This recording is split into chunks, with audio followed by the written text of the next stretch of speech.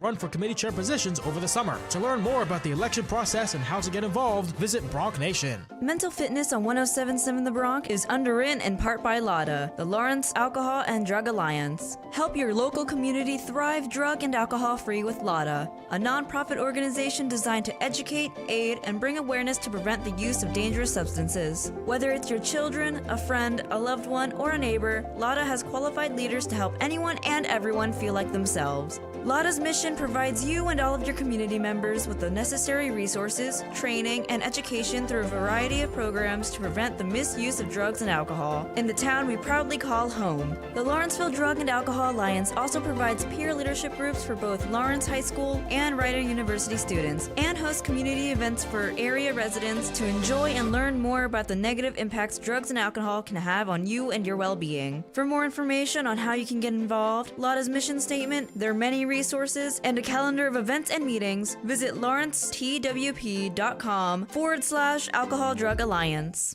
Programming on 107.7 The Bronx and 107.7 The Bronx Retro is underwritten in part by Jelly's Last Jam, now through April 26th at Bristol Riverside Theater. Step into the electrifying world of jazz legend Jelly Roll Morton in Jelly's Last Jam. This Tony Award-winning musical, now playing at Bristol Riverside Theater, takes you on a thrilling journey through the life, music, and complex legacy of the self-proclaimed inventor of jazz. Told through dazzling choreography, powerful storytelling, and Morton's iconic music, Jelly's Last Jam explores his meteoric rise, struggle with identity, and the cultural impact of his groundbreaking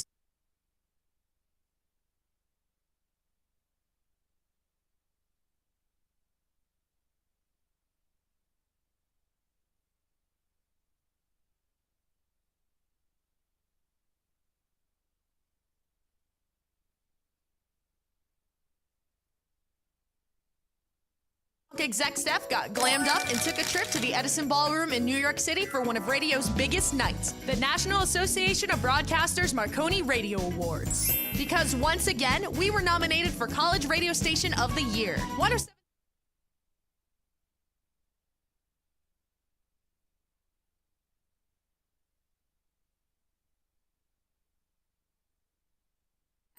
Sure, we didn't take home the trophy this time.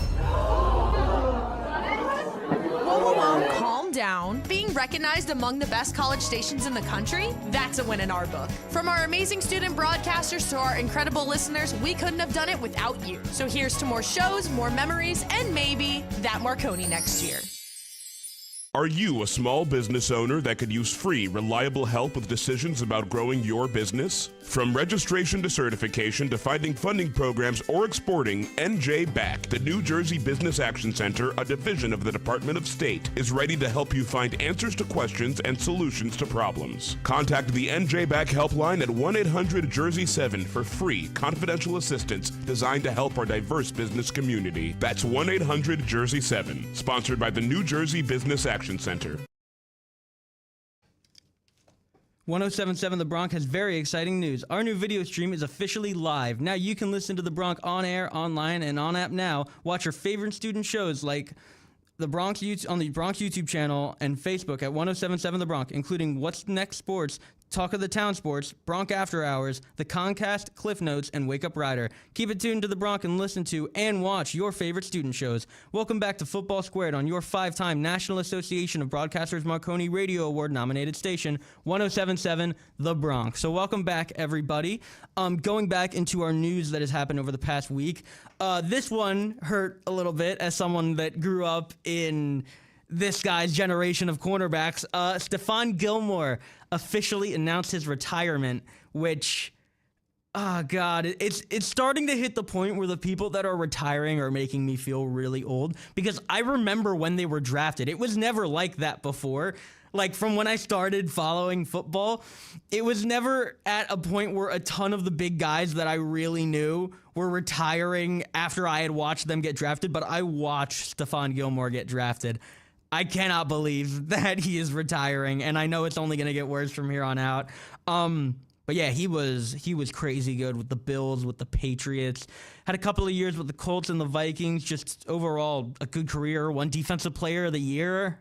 Got Super Bowl rings. I mean, that's a good career in my books, man. So congrats on retiring, and hope Gilmore enjoys it. Up next, a lot of people around the league, which a lot of fans around the league as well, are not necessarily the most sure on why the Miami Dolphins signed Malik Willis if their plan was to trade away Jalen Waddle.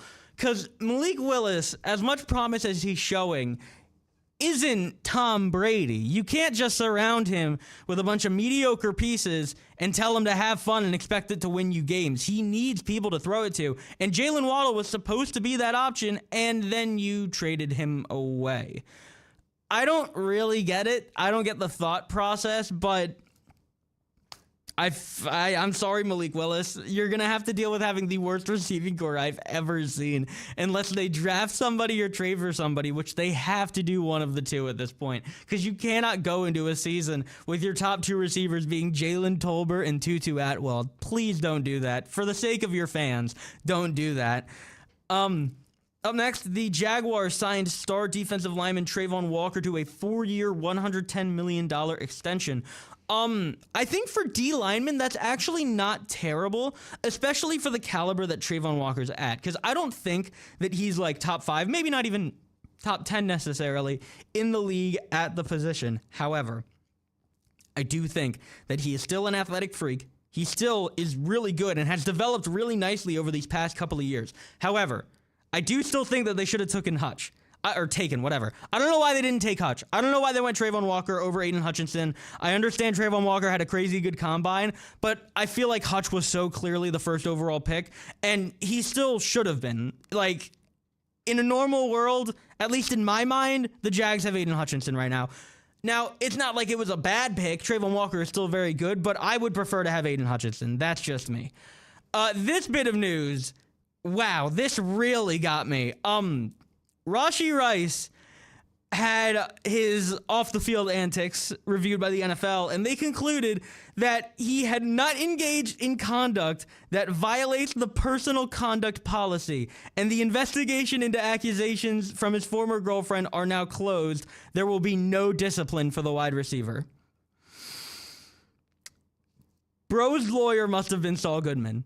Like, I don't know who he had, but good for you, man, because there's like video evidence of you doing this stuff, and you still got away without being punished by the NFL, other than that little 8 or 6, however many game suspensions. That was still way too little for the amount that it should have been.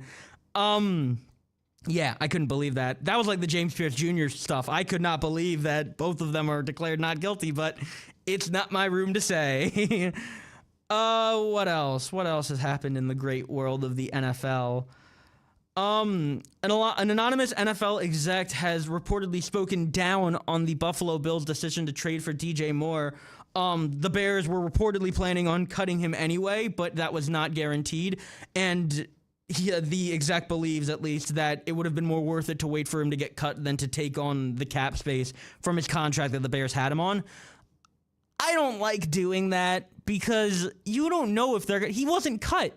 If he wasn't cut, you don't know if they're going to cut him. There's very few players where you can say are like guaranteed cuts, and like you know that by the end of the season, whether it's for cap casualty reasons or performance reasons, they're going to be gone. And that was not one of those situations. So I don't think you can confidently say that he was going to get cut and you would have been able to get him for cheaper. I think that it was smart to go and grab their guy while they still had the chance to, and they didn't have to compete with anyone else because they could just throw in their trade and get it done.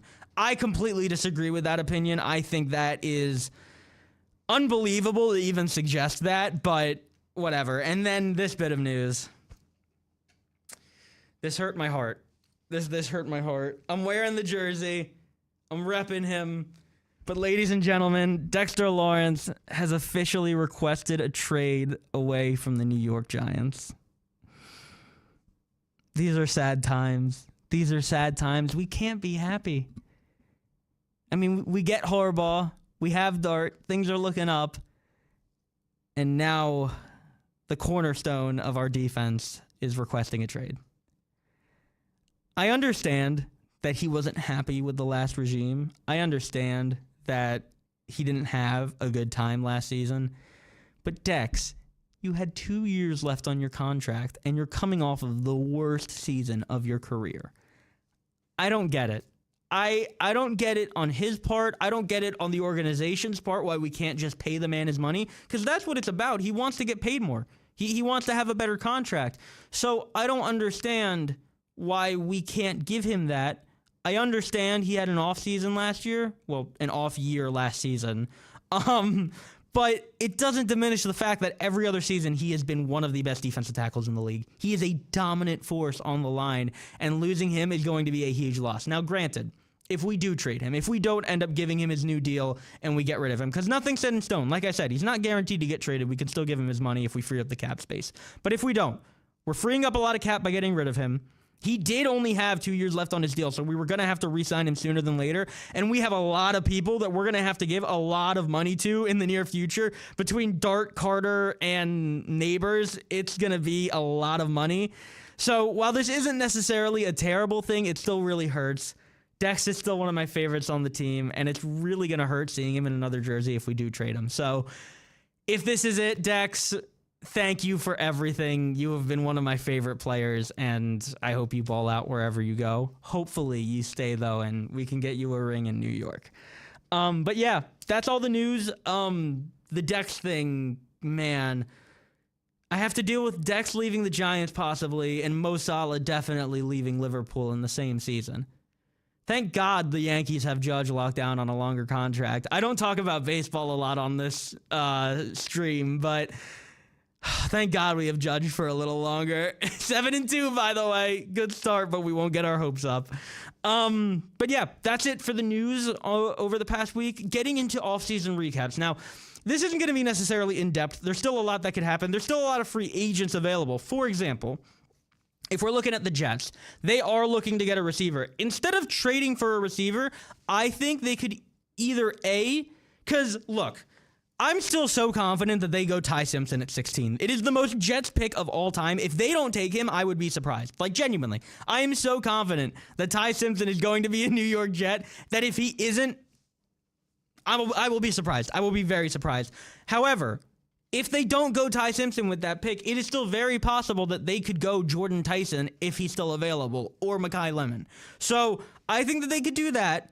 I think that they could also go and pick up Stephon Diggs from free agency, because as much as I know that he isn't good as he used to be, it is still Stephon Diggs, and he proved last year that he can still be a solid option. So I don't think there's any harm in giving him a veteran minimum deal, bringing him in, and having him as a mentor for guys that are on the team, because the big thing with New England last season, at least what I had heard, is that Diggs had been a really good mentor to the receivers in the locker room. Now, that may be the only people that he is a good mentor to, because it's kind of, if you're looking for life advice, I wouldn't go to Stephon Diggs for it, but you bring him in as a veteran presence, a solid piece that you can fit in immediately and give your quarterback someone to throw to. Now, granted, their quarterback is Geno Smith, so I don't know how accurate the pass is going to be, but I think that it's so important that they do get a receiver to match up with Garrett Wilson, and Dontavian Wicks just isn't that to me.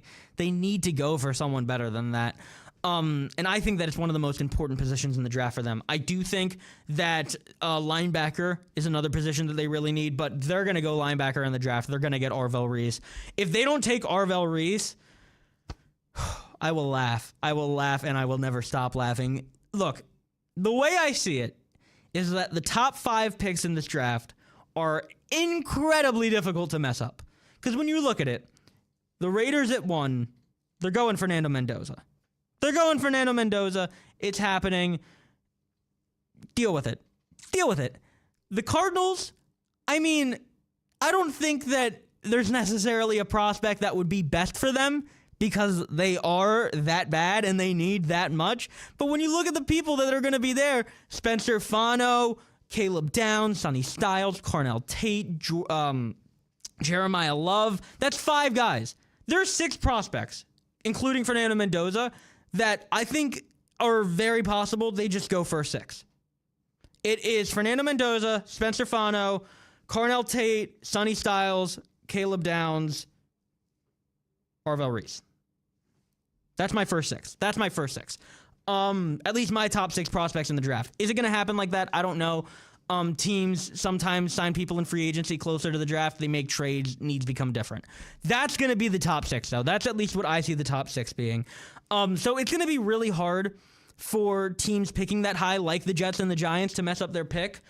I'm at a point where I'm fully on the Sonny Styles hype train. I think that as much as the Giants need secondary, I think that's a position that we can still fulfill through free agency if we want to go free up cap space, which we would free up from trading Dexter Lawrence, and that is now another route of getting a player. We could get a D tackle to replace him, we could get more draft capital, or we can pick up another position of need that we then wouldn't have to pursue in the draft or through free agency, and we could save up that cap space. So there's a lot of options that we can do now that Dex did request a trade, which is one of the positives. Obviously, overall, I don't want us to trade him, but if we did, there is a way that we can make it extremely worth it. But in terms of the draft, whether it's real or not, it still hasn't been confirmed if it is or if it isn't. But that Caleb Downs ACL degenerative thing, that scares me, man. Because if that is real, I mean, that's the death of a prospect. I mean, genuinely, his draft stock would plummet if that's real. And if we get him and we take him that high and he ends up having that, it's a wasted pick, unless he ends up balling out still. So I think that there is way too much athletic promise. There is way too much potential, just raw talent-wise, with Sonny Styles, a guy that also can play safety, just not as frequently as I see Caleb Downs doing it. I think we have to go him. I think Giants have to go Sonny Styles. I think Jets are going to go Arvell Reese and Ty Simpson. And then the Eagles. This is a bit of a more complicated pick, especially now that they did trade away A.J. Brown. I could see them going Omar Cooper here. I could see them going Kenyon Sadiq and shifting to a mainly two tight end offense. Now, I know that's what they ran a lot as it was. Oh, I fixed the camera. At least for a little bit. But whatever. But yeah, I think that they could use Kenyon Sadiq. I think that they could use Omar Cooper. I think that they could go offensive line. Interior would work because Lane Dickerson might not be there very much longer. Exterior would work because Lane Johnson is bound to retire sooner than later. So there's a lot of options that the Eagles could go with at their pick. The main prospects I see, though, is Omar Cooper Jr. from Indiana and Kenyon Sadiq, Oregon tight end.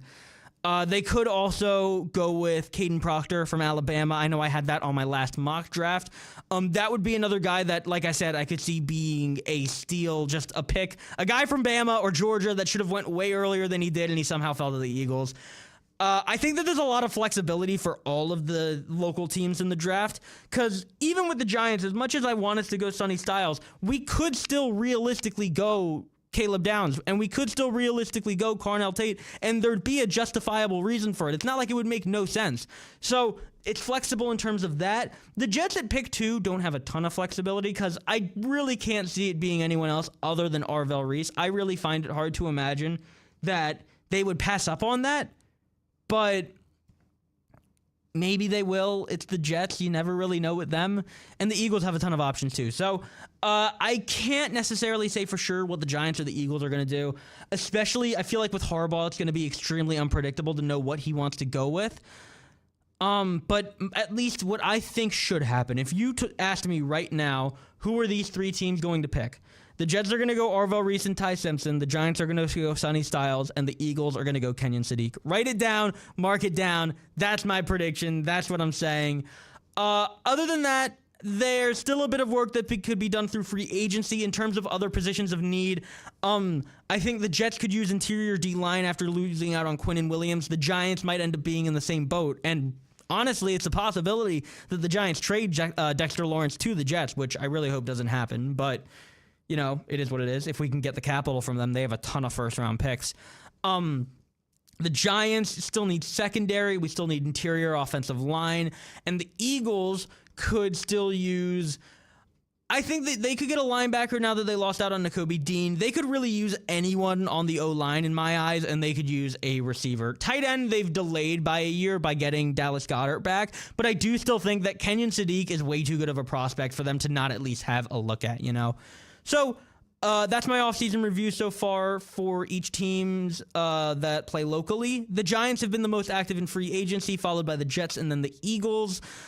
Giants have picked up a lot of just depth pieces, a couple of starters with Isaiah Likely and Tremaine Edmonds. The Eagles have bolstered their wide receiver and cornerback rooms immensely, especially since they knew they were going to lose A.J. Brown. They got a ton of solid pieces at receiver. They got a couple of solid pieces at corner. The Jets reloaded a lot of their defense, brought back some veterans like Demario Davis, who had already been on the team and been familiar with the playbook.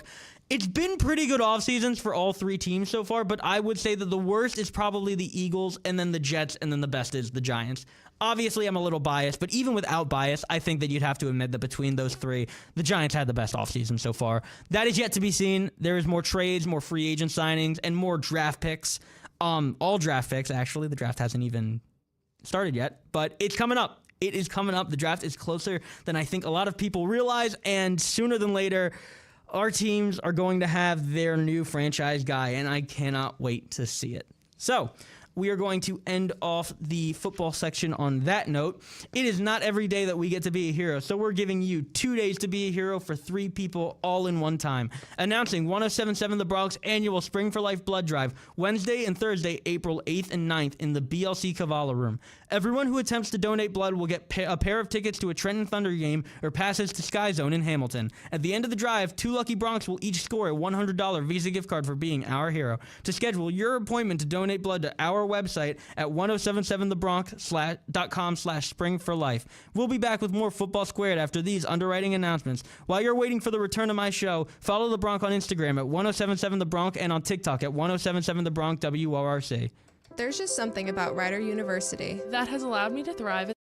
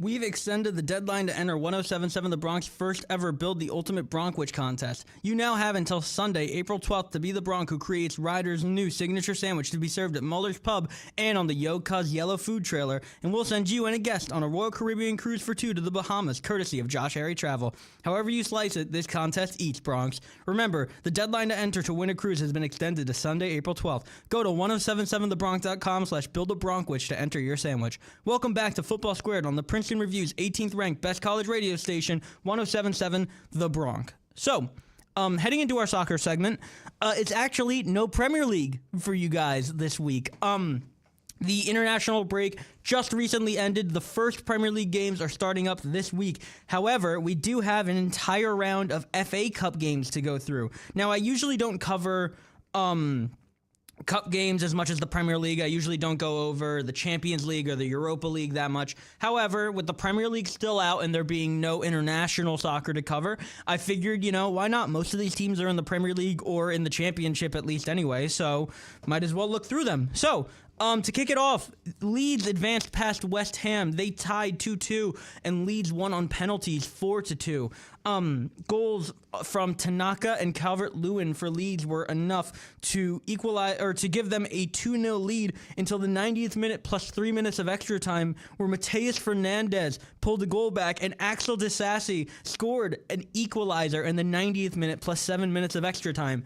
Through all of extra time, there were no goals scored. Game went to pens, and Leeds United came away victorious, so they will advance.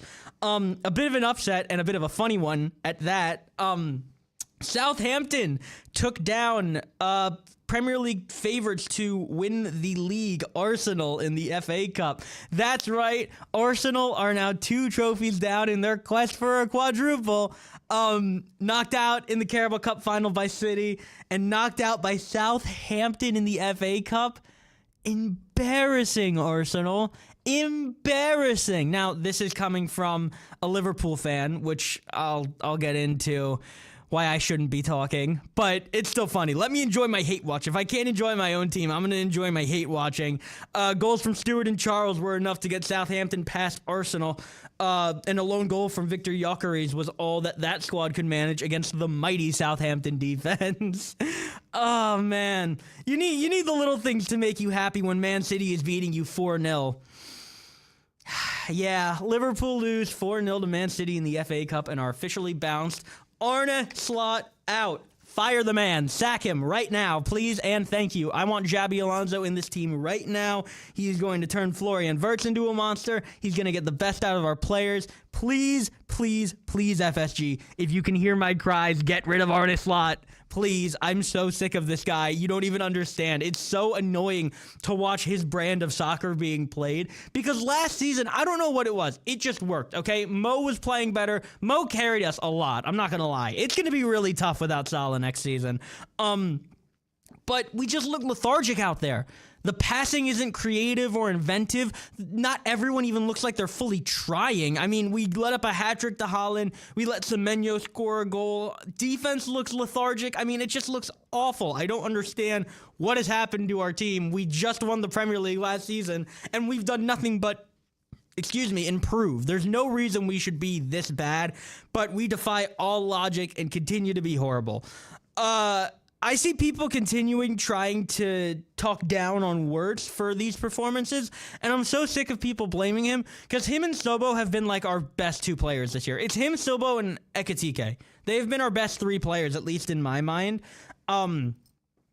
Wirtz, he's just not getting the opportunities. He'll get in positions to score, and the ball won't get passed to him, and then he'll pass the ball to someone in a position to score, and they won't score.